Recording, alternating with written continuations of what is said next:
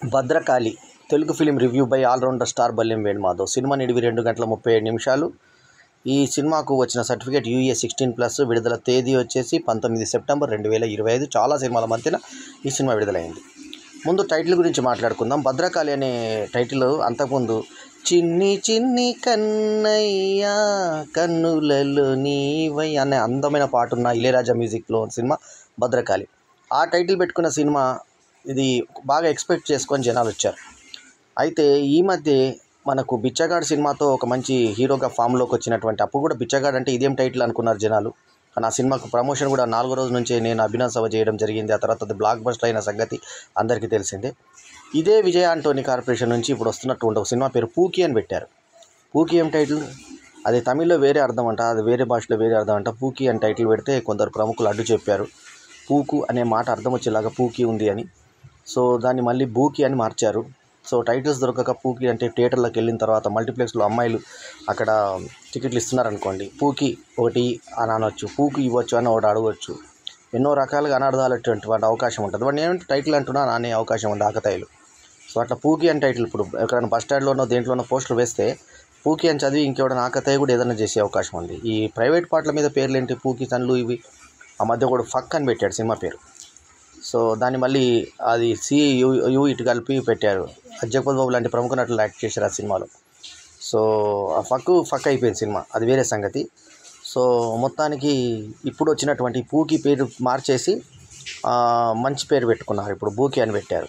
So ఈ భద్రకాళి 2 వర్షన్లో మనకి ఇక్కడ విడుదల కావడం జరిగింది. తమిళ్ వర్షన్ కూడా వచ్చింది, తెలుగు వర్షన్ కూడా వచ్చింది. ఇందులో విజయ్ ఆంటోనీతో పాటు సెల్ మురుగను, తర్వాత వాగ్ని చంద్రశేఖరు, తర్వాత రియా జీతు నటించినటువంటి ఈ సినిమాకి అరుణ్ ప్రభు డైరెక్టర్, రైటర్ కాగా విజయ్ ఆంటోనీ నిర్మాత, ఫాతిమా విజయ్ ఆంటోనీ మరో నిర్మాత. అంటే రెగ్యులర్గా వాళ్ళు కలిసి చేస్తారు కాబట్టి భార్యాభర్తలు. సో వాళ్ళు ఇది చేసిన తర్వాత రేమాండ్ డెరిక్ క్రాస్టా ఎడిటర్గా చేసినటువంటి ఈ సినిమా కథా గమామేషి ఏంటి అంటే, ఇది ఒక మీనింగ్లెస్ కథగా చెప్పుకోవాలి. విజయ్ ఆంటోనీ ఇంతకుముందు చేసిన సినిమాలో తన ఏజ్కి తగ్గట్టుగా కొంచెం పెద్దరికం వహిస్తున్నటువంటి పాత్రను చేసి ఒక సినిమా హిట్ కొట్టాడు. అది రీసెంట్ విజయ్ ఆంటోనీ సినిమా అది. అయితే మార్గన్ మూవీ, అది మార్గన్ హిట్ కొట్టింది. అందులో ఒక పక్క కాలినట్టుగా నల్లగా ఉంటూ తర్వాత ఒక అంకుల్ ఏజ్ పాత్రలో చేసినటువంటి ఆ సినిమా జనాల దగ్గర ఒక మంచి ఇంప్రెషన్ క్రియేట్ చేసింది. అట్లాగే బిచ్చగాడు 2 బాగుంది. సో మంచి సినిమాలు చేసినటువంటి విజయ్ ఆంటోనీ చేసినటువంటి ఈ సినిమాలో జెంటిల్ మ్యాన్ ప్రభావం కొంత కనబడుతుంది మనకి. జెంటిల్ మ్యాన్ ప్రభావం ఎక్కడ కనబడుతుందయ్యా అంటే, కిట్టు అనే పేరు జెంటిల్ మ్యాన్లో హీరో పేరు. ఇందులో కూడా కిట్టు అనే పేరే పెట్టుకున్నారు. ఈ కిట్టు దోపిడీలు చేస్తుంటాడు ఆ కిట్టులాగే. సో దోపిడీలు చేస్తూ ఆ దోపిడీలకు అర్థం లేకుండా, అంటే ఒక మీనింగ్ ఏంటి, పర్పస్ ఏంటి అంటే రాబిన్ హుడ్ లాగా జనాలకు దోచి పెడుతుంటాడు. అంటే అది కూడా సేమ్ మనకు జెంటిల్ మ్యాన్ ఫార్ములాని. సో అదే ప్రకారంగా వెళ్తుంటుంది కథ. సో కథ ప్రారంభంలో ఒక హీరోయిన్ని, ఆ హీరోయిన్ ఎలా సినిమా హీరోయిన్ లాగా ఉండదు, ఆమె నెక్స్ట్ డోర్ గర్ల్ లాగా ఉంటుంది హీరోయిన్. అదొక మైనస్. ఆ అమ్మాయిని చూస్తే సెకండ్ లీడ్ క్యారెక్టర్ ఏమో అనుకుంటాం మనం. ఆమె ఫేస్బుక్లో ఒక లంచం తీసుకున్నది ఫేస్బుక్లో పెడుతుంది. మమ్మల్ని కూడా అట్నే పెడుతుందేమో అని హీరో అనుకున్నా కూడా మళ్ళీ ఆమెనే ఇష్టపడతాడు, చేసుకుంటాడు. ఈ తమిళ్ వర్షన్ పేరు, సినిమా పేరు శక్తి తిరుమగన్. శక్తి తిరుమరగన్ అనేటువంటి తమిళ్ పేరు పెట్టి ఈ రకంగా పోస్టర్ ఉంటుంది. తెలుగులో కూడా ఇదే దానికి భద్రకాళి అని జత చేర్చారు. తెలుగు పోస్టరు ఏ రకంగా ఉంటుందయ్యా అంటే, మనకి ఇప్పుడు తెలుగు పోస్టర్ కూడా ఒకసారి చూసేద్దాం. సో ఈ రకంగా భద్రకాళి అని ఉంటుంది తెలుగు పోస్టర్, సేమ్ అదే లోగోకి. సో ఈ శక్తి తిరుమగన్ అనేటువంటి ఈ తమిళ్ సినిమా కథాంశం ఏంటంటే, ఒక చిన్నప్పుడు ఒక చెత్త కుండీల్లో దొరికినటువంటి ఒక పిల్లాడు అక్కడ పెంచుకున్నటువంటి తాత, శక్తి తిరుమగన్ కథ, శక్తి తిరుమగన్. అయితే తాత ఆయనకు మంచి నేర్పిస్తాడు, జనాలకు సాయం చేయమంటాడు. ప్రభుత్వం అన్ని విధాల వైఫల్యం అవుతుంది కొన్ని విషయాల్లో. సో ఆ జనాలకు సాయాలు అందించే విధంగా నువ్వు సాయం చెయ్యి అని అంటే, అది నేర్చుకొని ఇతను తెలివితోటి ఆ బురడీలు కొట్టిస్తూ మీడియేటర్గా వహిస్తూ కొన్ని కోట్ల రూపాయలు మీడియేటింగ్ విధేయంగా చేసుకొని ఆ డబ్బుల్ని అర్హులైనటువంటి ప్రజలకి, కష్టాల్లో ఉన్న ప్రజలకి, అవసరం ఉన్న ప్రజలకి అందజేయడం ఈ రాబిన్ హుడ్ పని. దీనికి ఒక పోలీస్ ఆఫీసర్ ఇన్వెస్టిగేటింగ్లో వస్తాడు. ఆ పోలీస్ ఆఫీసర్ లుక్స్ కానీ, ఆ చూడ్డానికి పర్సనాలిటీ కానీ, ఆయన చూపించిన ఎక్స్ప్రెషన్స్ కానీ పర్ఫెక్ట్గా సెట్ అయ్యాడు. ఇంకా విజయ్ ఆంటోనీ ఏమో ఎప్పటిలాగానే ఒక ఎక్స్ప్రెషన్స్ లేని ఫేస్తో అలా ఇట్లా ఒక బ్లాంక్ ఎక్స్ప్రెషన్స్తో సినిమా అంతా నటించేశాడు. హీరోయిన్ కూడా సరే అట్లాంటి హీరోయినే ఉంది హీరోయిన్ కూడా. సో వాళ్ళకి పెద్దగా నటన మీద పెద్ద ఇది లేని ఎక్స్ప్రెషన్స్ లేని హీరోయిన్లే దొరికారు.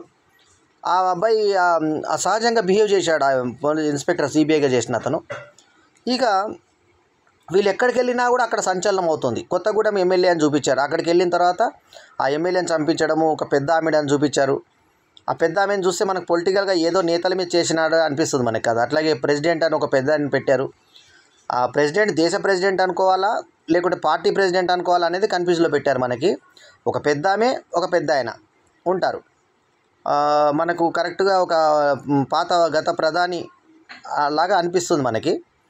సో అట్లా పెట్టి వాళ్ళ యొక్క దోపిడీలను ఇతను సమర్థవంతంగా ఎదుర్కొన్నట్టు, సిస్టంలో ఉన్న లోపాలని సరిచేసుకుంటూ అందులో ఉన్నటువంటి పెద్ద పెద్ద అధికారులకు, ఈవెన్ పోలీసు అధికారులకు కూడా ఆ సామాన్యుడైన వ్యక్తి ప్రమోషన్స్ ఇప్పించడము, వాళ్ళకు ఉద్యోగాలు కల్పించడము, ఇవన్నీ చేస్తుంటూ కత్తి మీద సాము లాంటి కథని నేల విడిచి సాము చేసినట్టుగా ఉంటుంది. సో అట్లా మొత్తం ఈ రాబిన్హుడ్ కథలు పట్టుకున్న తర్వాత అతి సామాన్యంగా దొరికిపోతాడు. దొరికిపోయిన తర్వాత అతన్ని కుమ్మిన తర్వాత అతనికి బెయిల్ వస్తుంది. ఈలోపు ఆమె భార్య గర్భవతి అవుతుంది. ఇతను హనీమూన్కి ఎక్కడికి వెళ్తాడంటే ఒక ఎమ్మెల్యే ఇంటికి వెళ్తాడు. ఎమ్మెల్యే ఇంటికి ఎవరైనా హనీమూన్కి వెళ్తారా అంటే ఇది ఈ సినిమాలోనే వెళ్తారు. సరే వెళ్ళిన తర్వాత అక్కడ వాళ్ళిద్దరు హ్యాపీగా గడిపిన తర్వాత పిల్లడు పుట్టిన తర్వాత ఆ అమ్మాయి ఎక్కడెక్కడనో పెరుగుతుంది. ఆమె ఈయనకు ఏదో పల్లెపాలెం అనే ఒక స్క్రీన్ ఫ్లాష్ బ్యాక్ ఉంటుంది. ఆ ఫ్లాష్ బ్యాక్ కథలో ఏంటంటే ఇతను బిచ్చగాడిగా ఎవరికో అనాథ శవంగా దొరికాడు ఇతను. సో అదంతా బ్యాక్గ్రౌండ్ చూపిస్తారు మనకి. ఇది అసలు నీ పర్పస్ ఏంటిదని చెప్పి ఇతను ఇన్వెస్టిగేటివ్ ఆఫీసర్ అడిగితే కొన్ని కోట్ల రూపాయలు ఇతను కొల్లగొడతాడు. ఇతను 500 రూపాయలు ఒకళ్ళకి చెల్లి రేపటి నుంచి న్యూస్ వస్తాడు 500 చెల్లకుండా అనేది అది కూడా వాడుకున్నారు అంశాన్ని. ఇది నోట్లు చెల్లని కాలం టైం కథగా చెప్పుకొచ్చారు కథని. ఆ తర్వాత అతనికి ఒక పెద్ద పని చేసి పెడతాడు. అతను ఇండస్ట్రీస్ దగ్గర ఒక జాగా ఇతని పేరు మీదకి మార్పిస్తాడు. ఒక అమ్మగారు నన్ను అనగదొక్కేస్తున్నారు, ఆమె పేరు మీద నా పేరు మీద చేయాలని వచ్చినటువంటి ఇతను ఒక అల్పుని అడగడం ఏంటి, తర్వాత ఇతను ఒక మెడికల్ కాలేజ్ వేరే కాలేజ్ ప్రిన్సిపల్ ఒక అతన్ని అందరినీ ఇవి చేస్తుంటే అతన్ని ఒక కిరాయ మాంతకంతో చంపించడం ఏంటి, వీటన్నిటికీ ఇతను పరిశీలన తర్వాత ఇతను ఒక సామాన్యులాగా దొరకడం, ఇతనికి ఒక అసిస్టెంట్ని పెట్టారు. లాస్ట్కి డబ్బులు ఎక్కడినాయి అని చెప్తే చెత్తకుండలో డబ్బులు దొరుకుతాయి. ఆ చెత్తకుండలో డబ్బులు దాచిపెడతాడు ఒక డంపింగ్ యార్డ్లో. అవి చూపిస్తారు. లాస్ట్కి దొరికినాక జనాలందరూ మనకి హెల్ప్ చేసినా కూడా ఇతను ఠాగూర్ స్టాలిన్ లాగా ఎవరు రారు ఇతని దగ్గరికి. ఒక్క అతను మాత్రం డబ్బులు తీసుకొచ్చి నా వల్ల జరిగిన సాయం ఇది అని కొంత డబ్బేసి ఇలా బ్లాక్ ఎక్స్ప్రెషన్ చూస్తాడు మళ్ళీ విజయ్ ఆంటోనీ, ఇంకో బ్లాంక్ ఎక్స్ప్రెషను. సో మొత్తానికి చూడడానికి మాత్రం విజయ్ ఆంటోనీ బాగున్నాడు. ఆ పక్కన హీరోయిన్ ఎవరైతే ఉన్నారో ఆమె సైడ్ యాక్టర్ లాగా అనిపించింది, హీరోయిన్ లాగా అస్సలు అనిపించలేదు. సరే అయినా చూడడానికి తెల్లగా బాగుంది అమ్మాయి. ఈ సినిమాకి భద్రకాళి అని ఎందుకు పెట్టారనే దాని మీద ఒక పెద్ద క్విజ్ పోటీ కానీ ఒక పెద్ద ఫజిల్ పోటీ కానీ పెట్టొచ్చు. ఎందుకంటే ఈ సినిమా ఏ రకంగా యాప్ట్ ఆ టైటిల్కి అనేది ఆ దర్శక నిర్మాతలకు ఆ రచయితలకే తెలియాలి, లేదా డబ్బింగ్ చేసిన వాళ్ళకి తెలియాలి తప్ప అన్యులు చెప్పుకోవడం అనితర సాధ్యం. అది కాని పని అన్నమాట. ఎవరితో చెప్పుకోలేనటువంటి పరిస్థితి, చెప్పుకోలేరు, పట్టుకోలేరు. ఈ టైటిల్ ఎందుకు పెట్టారా అంటే ఎవరు ఏమనలేరు దానికి. సో అది పరిస్థితి. ఓకేనా. ఇంకా ఆ తర్వాత సినిమా అయిపోయిన తర్వాత ధైర్యమే విజయం సాధిస్తుంది అని పెట్టి విజయ్ ఆంటోనీకి చిన్నప్పటి ఫోటోలు, అంటే ఆయన చిన్నప్పుడు కాదు కథలో చిన్నప్పటి ఫోటోలు, విజయ్ ఆంటోనీ ఆ చిన్నపిల్లాడు ఇతరు కలిసి ఉన్న ఫోటోలు లెఫ్ట్ పెడుతూ అన్ని ఏ పాత్రకి ఎవరు వేసారంటూ ఆ క్యాస్ట్ చూపించే పద్ధతి బాగుంది. ఇక విరామం దగ్గర విరామం అని పెట్టి ఆ రాకి మళ్ళీ దీర్ఘం దిద్దినట్టు పెట్టారు. విరామం అని పెట్టి విరామంలాగా మార్చారు దాన్ని. అది అలాగే ఉంటుంది అది కరెక్షన్ కూడా. ఆ తర్వాత ఓంకాళి శ్రీకారి భద్రకాళి అని చెప్పేసి మనకి ఇంటర్వెల్లో చూపించారు. అంటే దేవతను తలుచుకున్నట్ట ఏదో అర్థం కాల. లాస్ట్కి టన్నెల్లో కింద ఒక బంకర్ లాగా ఏర్పాటు చేసుకొని, అది 2 అంతస్తుల బంకర్ అంట. ఆ 2 అంతస్తుల బంకర్ కింద హీరో దాక్కొని ఉండి వీళ్ళందరికీ హ్యాకింగ్ చేస్తూ, ఫోన్ని హ్యాకింగ్ చేస్తూ వీళ్ళని ఏ రకంగా బెదిరించాడు. ఒక పెద్ద కోటీశ్వరుడు ఉంటాడు, అభయంకర్ అని పేరు పెట్టారు. ఆ అభయంకర్ కొడుకు అతను 4వ అతిపెద్ద ధనికుడు అంట దేశంలో. అతని కొడుకుని కిడ్నాప్ చేసి ఎవరైతే ప్రెసిడెంట్ ఉన్నారో ఈసారి మళ్ళీ ఆ ప్రెసిడెంట్ కావద్దు, అతన్ని ప్రెసిడెంట్ చేయకుండా చేయండి అని చెప్పి ఒకటి పెట్టుకుంటాడు. ఆ పర్సనల్ దుష్మనిలాగా అతన్ని తీసుకొచ్చి బంకర్లకు వదిలేస్తే అతను ఏదో పిల్లి వచ్చినట్టు ఎలుకొచ్చినట్టు లోపలికి వచ్చేస్తాడు. ఎందుకు వస్తాడు అతను ప్రెసిడెంట్, ఏం పని అతనికి రావడానికి. ఏమీ అతని వ్యక్తులు కిడ్నాప్ కాలేదు, ఎవరు కిడ్నాప్ కాలేదు. అయినా కానీ భయపడుకుంటూ లోపలికి వస్తాడు, అతన్ని చంపేస్తాడు. ఇతను తల నరికేస్తాడు. ఇంటర్వెల్ అయిపోయిన తర్వాత లాస్ట్ క్లైమాక్స్లో తల నరికేసి అందులోంచి పారిపోతాడు. ఎక్కడ పారిపోతాడో తెలియదు మనకి. సో దీనికి ఎంతోమంది మార్గలము బన్ను పెద్ద పెద్ద గన్నులు బున్నులు అన్నీ పట్టుకొని వస్తారు, ఎవరు పట్టుకోలేకపోతారు. అదంతా ట్రాష్ లాగా అనిపిస్తుంది లాస్ట్కి. ఇంత చేసింది నరహింస కోసమేనా? అసలు అతని ధ్యేయం ఏంటి, అతని ఉద్దేశం ఏంటి అనేది మనకు భద్రకాళి సినిమాలో ఎక్కడా మనకు చూపించరు. అసలు హీరో రాబిన్హుడ్ అనుకుంటే జనాలకు సాయం చేశాడు, అప్పుడు జనాల కోసం ఏదైనా చేస్తాడు.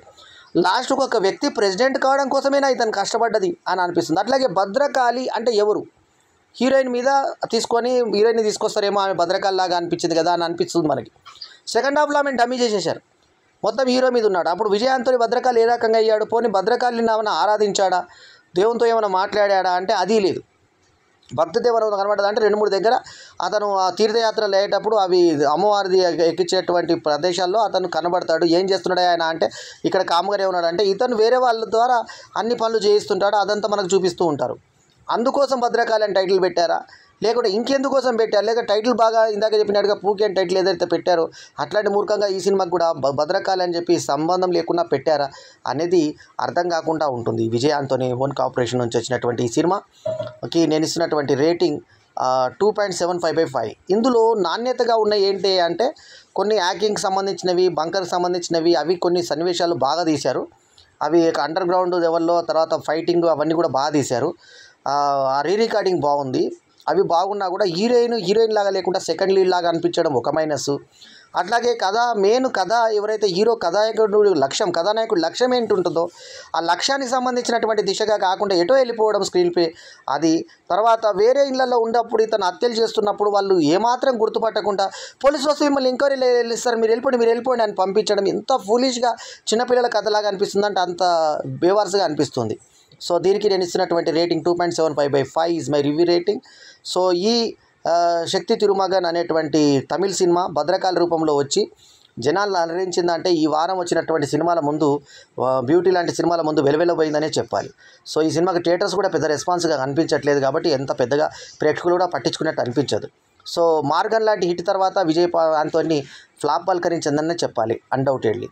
So 2.75/5 is my review rating. ఈ రివ్యూ కనుక మీకు నచ్చితే లైక్ చేయండి, కామెంట్ చేయండి, షేర్ చేయండి. మా ఛానల్కు తప్పకుండా సబ్స్క్రైబ్ చేయండి. ఎల్లప్పుడు మీ ఆదరాభిమానాలను ఆశించే మీ ఆల్రౌండర్ స్టార్ బల్లెం వేణుమాధవ్. నమస్తే, జై హింద్.